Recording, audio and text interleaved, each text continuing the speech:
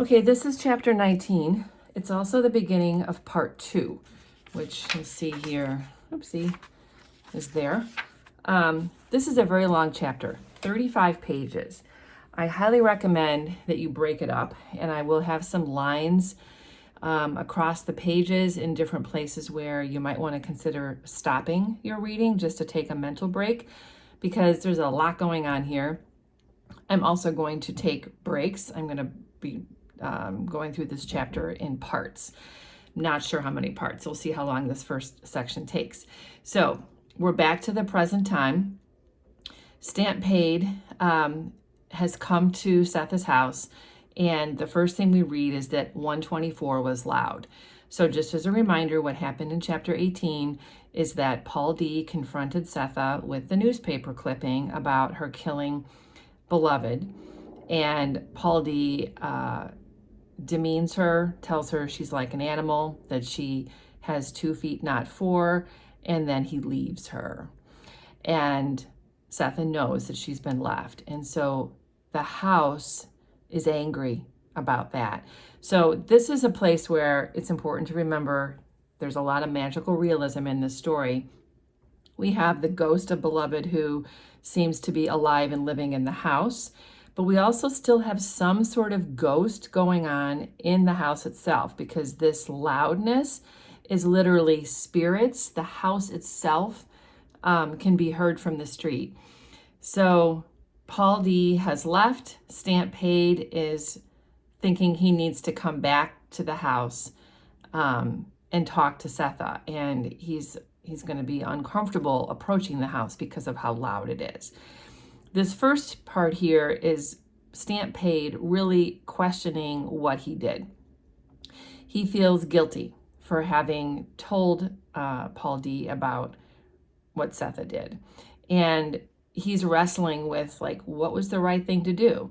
You know, should you tell a man about his woman? You know, it bothers him that everybody in town knew that Sethe killed her child except for Paul D, who was living with her. And so Stampede had felt obligated to tell him as a man, like man to man, that, you know, he should know. This is a universal question. Like, do you tell your best friend that her husband's having an affair with somebody in town? I mean, these are the questions people face all the time. And Stampede is like, I'm too old for this. You know, he's like, I can't handle this anymore. Paul D was the only one in town who didn't know, which is a very valid point. You know, he'd gone behind Sethe's back, though, in telling this to Paul D. Like, maybe it would have been a little bit more actively assertive to say to Sethe, like, hey, you know, maybe you should tell Paul what you did because everybody in town knows and he doesn't.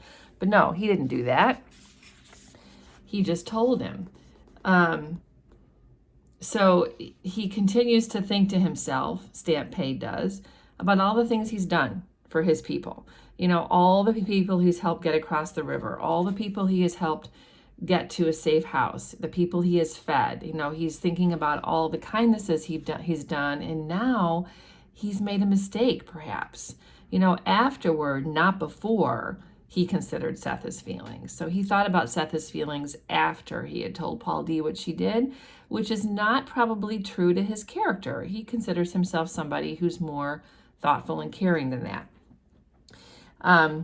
He thinks to himself, you know, maybe he was not the high-minded soldier of Christ he thought he was, but an ordinary plain meddler who had interrupted something going along just fine for the sake of truth and forewarning, things he set much store by. So he's asking himself, this is one of those universal questions in this book. What is a man? You know, was he not really very responsible the way he handled this? And I think it's fair to say perhaps not. Perhaps he could have done this differently.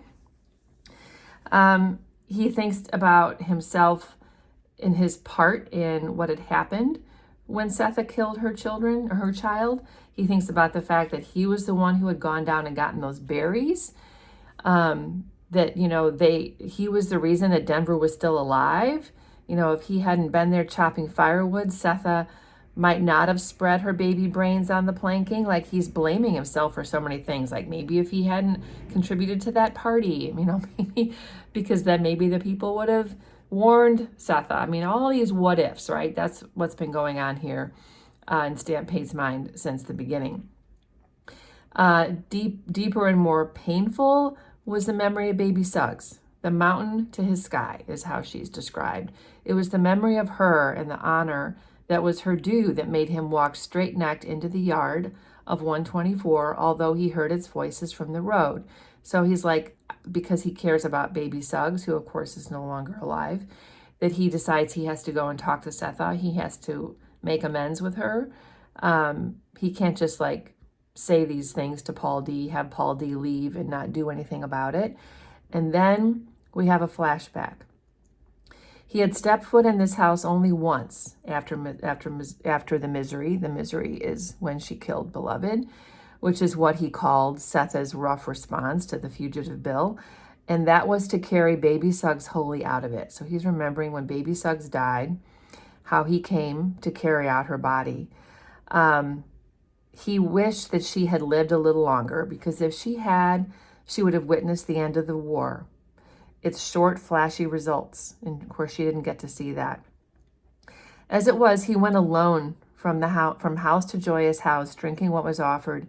But she hadn't waited, and he attended her funeral more put out with her than bereaved. Like, he's annoyed that she died so soon. Sethe and her daughter were dry-eyed on that occasion. Sethe had no instructions except take her to the clearing. This is interesting that they aren't sad. Which he tried to do, but was prevented by some rule the whites had invented about where the dead should rest. So Sethe wants to bury baby Suggs in the clearing where she always preached, and the whites are like, no, you have to bury her in a graveyard. Baby Suggs went down next to the baby with its throat cut, a neighborliness that Stamp wasn't sure had baby Suggs' approval. So he has conflicted feelings about that burial site for sure. The setting up was held in the yard because nobody besides himself would enter 124. And so the setting up, they mean like the funeral service, the gathering after the ceremony. An injury Sethe answered with another by refusing to attend the service Reverend Pike presided over. So there's a lot of anger here. So Sethe would not go to baby Suggs' service. Sethe instead went to the gravesite, whose silence she competed with as she stood there, not joining in the hymns the others sang with all their hearts. That insult spawned another by the mourners, so they're mad at her for not being there. Back in the yard at 124, they ate the food they brought and did not touch Sethe's, who did not touch theirs and forbade Denver to do so. So everyone's angry with each other because, baby Suggs has died and people are sad to see her gone, and they probably blame Sethe for some of that because of what she did to kill her child. And so there's just a lot of judgment here across this community, which is sad for sure. So baby Suggs Holy, having devoted her freed life to harmony, was buried amid a regular dance of pride, fear, condemnation, and spite, which is very ironic. Pride goeth before all. Expectations of the townfolk had rubbed off on him anyhow, which would explain why he had not considered Sethe's feelings or Denver's needs when he showed Paul D the clipping. So he feels like he's picked up some of this judgy sort of behavior from the people, which is why he made the mistake of not talking to Sethe first. So that's his analysis here. It's probably pretty insightful. Stampede has no idea what he's going to do or say when he gets to 124. He believes that if he can just knock on that door, that his faith will guide him, that Jesus Christ will help him. He just has to trust that he can figure it out. And that's kind of what this paragraph is about. What he heard as he moved toward the porch, he didn't understand. So this is describing the voices. This is what he's hearing. Out of Bluestone Road, he thought he heard a conflagration of hasty voices, loud, urgent, all speaking at once, so he could not make out what they were talking about or to whom. The speech wasn't nonsensical exactly, nor was it tongues, but something was wrong with the order of the words, and he couldn't describe or cipher it to save his life. All he could make out was the word mine. So I think I could see this as a quiz question. The rest of it stayed outside his mind's reach, yet he went on through. So he walks through those voices that are all around the house. When he got to the steps, the voices drained suddenly to less than a whisper. It gave him pause. They had become an occasional mutter, like the interior sounds of a woman makes when she believes she is alone and unobserved in her work. It's such a nice little reference.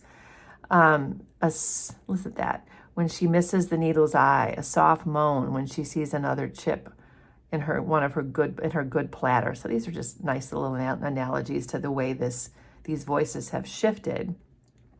This is interesting. Paul raises his fist to knock on the door, and he can't knock on it.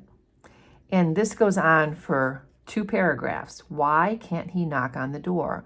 Well, the reason is because for his entire life, doors have been open to him. He never has had to knock on a door because he has helped so many people to freedom. They welcome him into their home as if it's his home.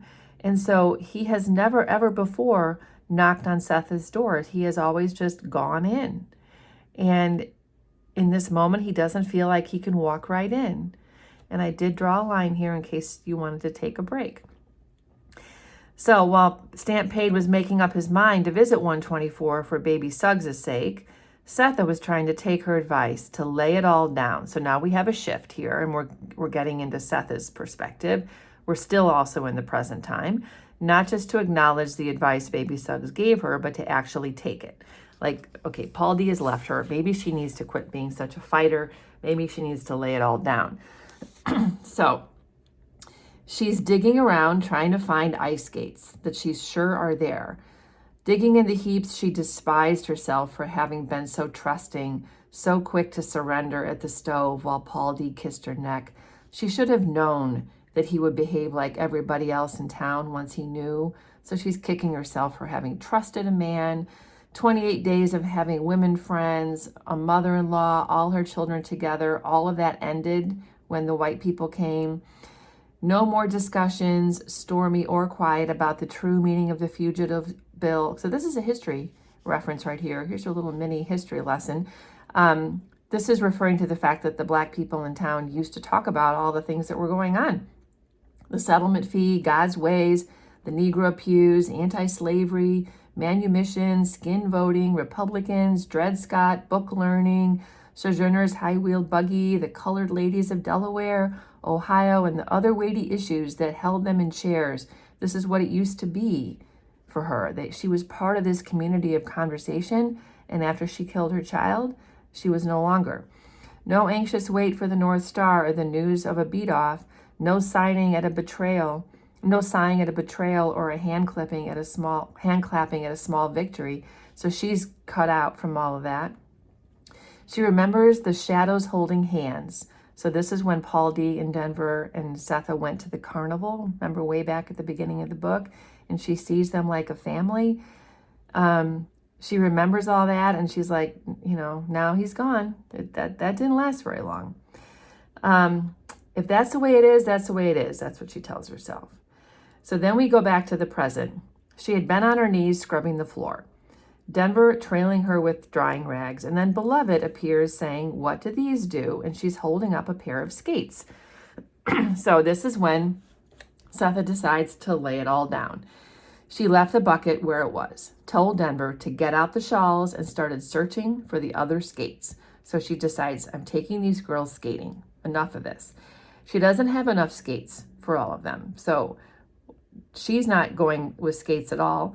Denver is wearing one skate and then just her shoes on the other foot, and Beloved is wearing 2 skates. So they just kind of go out together, and they try to make it work with only 3 skates, literally 3 skates.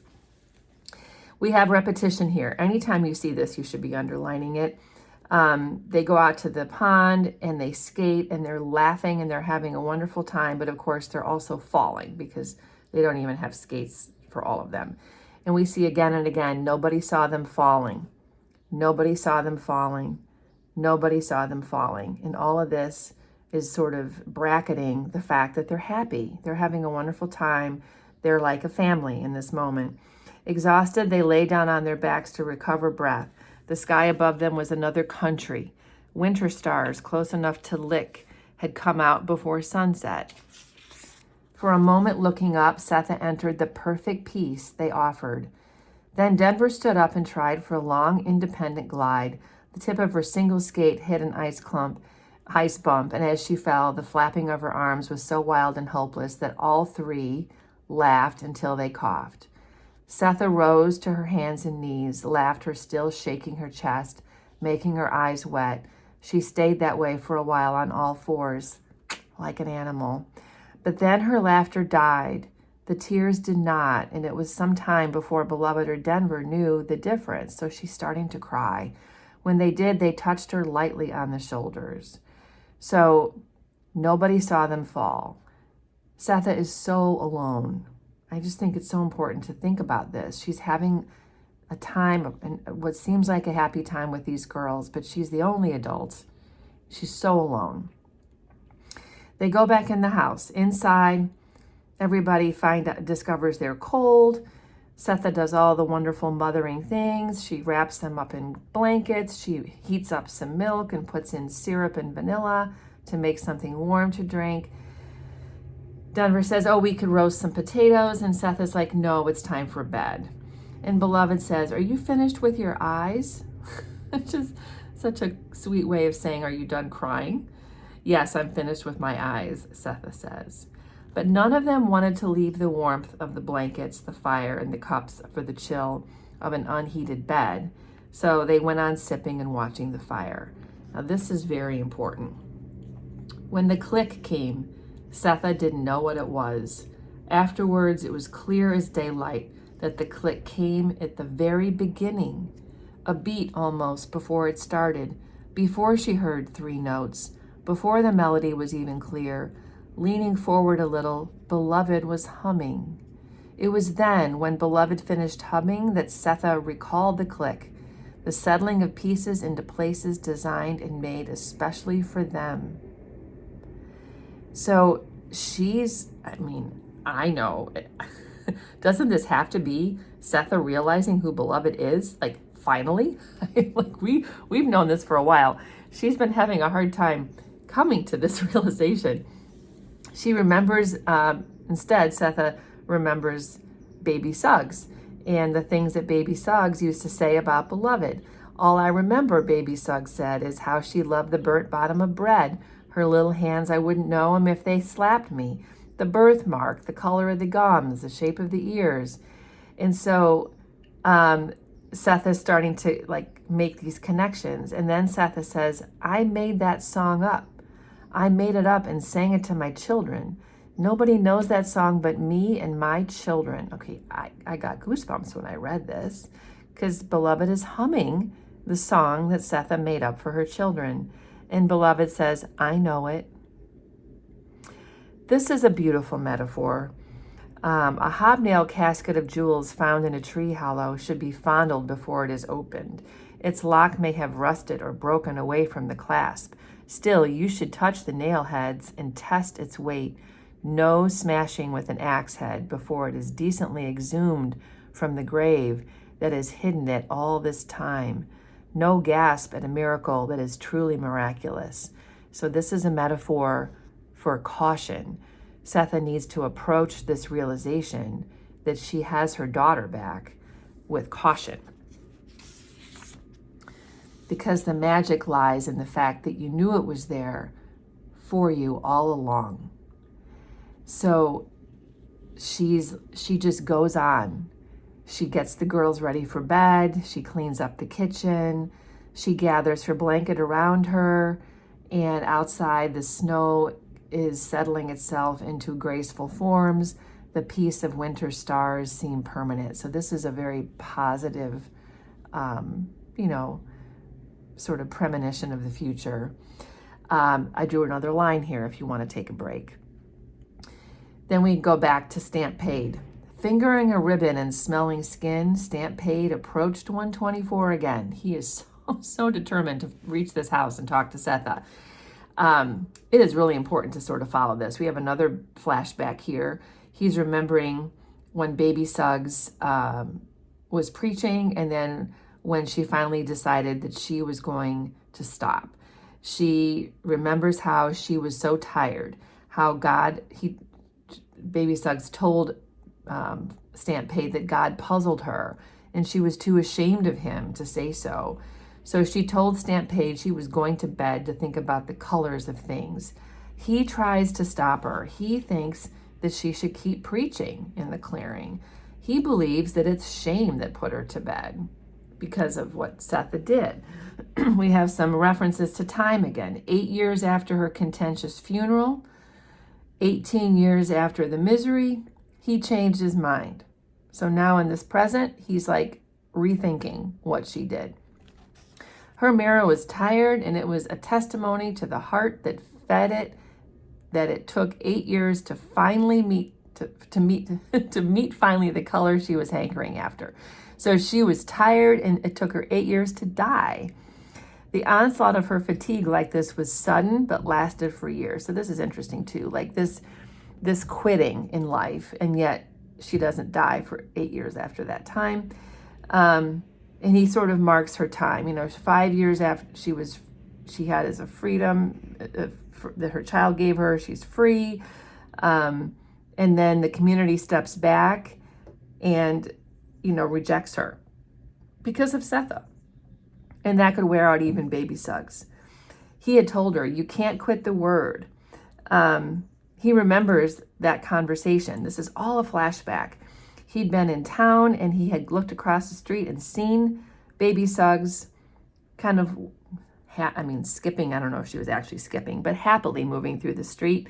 And he calls out to her, and instead of her friendly response, he remembers that she was indifferent, which is definitely not her typical way.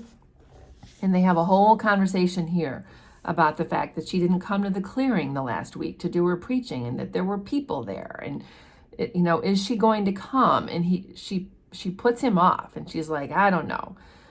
I think I'm done. I'm done preaching.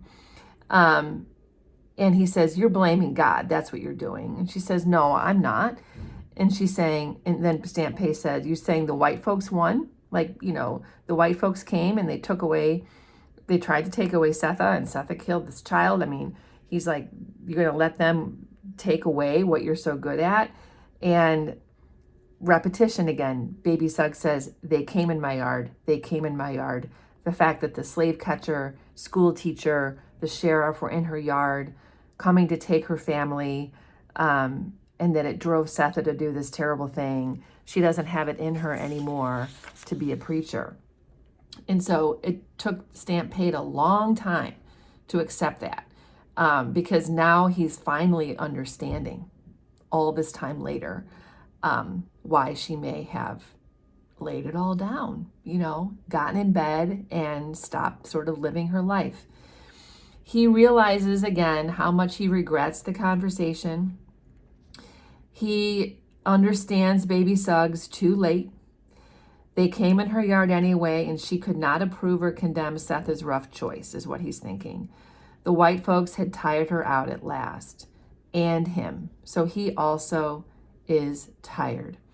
1874, and white folks were still on the loose. And again, we have historical references. 87 lynchings in 1 year alone in Kentucky. 4 colored schools burned to the ground. Grown men whipped like children. Children whipped like adults. Black women raped. Property taken. Necks broken. Terrible things on the pages of the North Star. Terrible, terrible, terrible. And then he sees a ribbon. So this is what I think shakes him the most. None of that had worn out his marrow. None of that. It was the ribbon that has worn him out to the same level Baby Suggs was. Tying his flatbed up on the bank of the Licking River, he found a ribbon. He saw a red ribbon down in the water, and when he pulled it up, it was knotted around a curl of wet woolly hair, clinging still to it, little bits of scalp. So someone had died, someone had been buried down there, thrown in the river, someone who'd been lynched. He untied the ribbon and put it in his pocket, dropped the curl in the weeds. And he says to himself, what are these people? What are they? Just the word what means that they're not human. So when he got to his house, he was too tired to eat the food his sister and nephews had prepared. All they could think about was baby Suggs, thinking about color and hoping that she didn't think about red. Mistaking her, upbraiding her, owing her. Now he needed to let her know he knew, like he understands why baby Suggs quit living. So in spite of his exhausted marrow, he kept on through the voices and tried once more to knock at the door of 124. This time, although he couldn't cipher but one word, he believed he knew who spoke them. The people of the broken necks, of fire-cooked blood and black girls who had lost their ribbons. What a roaring. So we're going to stop here for this first section. This kind of answers the question, what are all those voices? It's the roaring of all the people who were killed by the whites.